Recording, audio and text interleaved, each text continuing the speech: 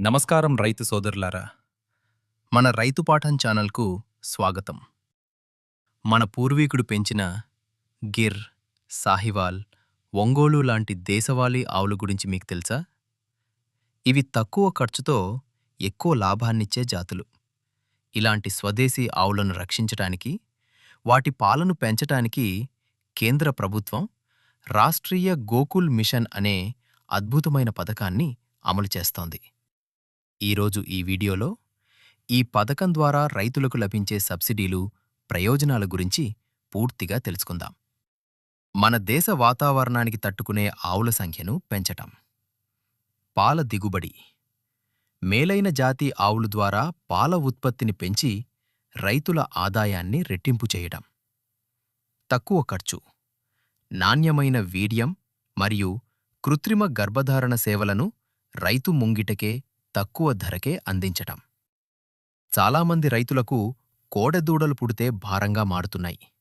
ఈ టెక్నాలజీ ద్వారా 90% పైగా ఆడదూడలే పుట్టేలా చేయవచ్చు. దీనిపై ప్రభుత్వం భారీగా సబ్సిడీ ఇస్తోంది. IVF technology. ఎక్కువ పాలిచ్చే ఒక ఆవు నుంచి ఎక్కువ దూడలను పొందేందుకు ఈ ఐవీఎఫ్ విధానాన్ని ప్రభుత్వం ప్రోత్సహిస్తోంది. దీనికి ఒక్కో గర్భధారణకు 5,000 రూపాయల వరకు సబ్సిడీ అందుతుంది. Breed multiplication forms.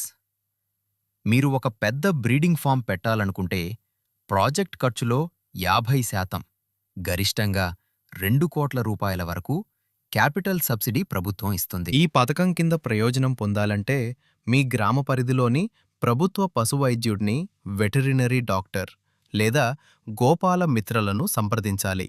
Breeding forms పెట్టాలనుకునేవారు భారత ప్రభుత్వ పశుసంవర్ధక శాఖ అధికారిక పోర్టల్ dahd.nic.in లో దరఖాస్తు చేసుకోవాలి. కావలసిన పత్రాలు: ఆధార్ కార్డ్, బ్యాంక్ పాస్బుక్, భూమి పత్రాలు మరియు మీ పశువుల వివరాలు. చూశారుగా రైతు సోదరులారా, మన దేశవాళీ ఆవులను పెంచుకుంటూనే ప్రభుత్వ సాయం పొందడానికి రాష్ట్రీయ గోకుల్ మిషన్ ఒక గొప్ప అవకాశం.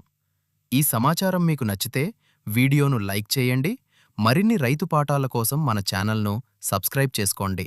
జై కిసాన్.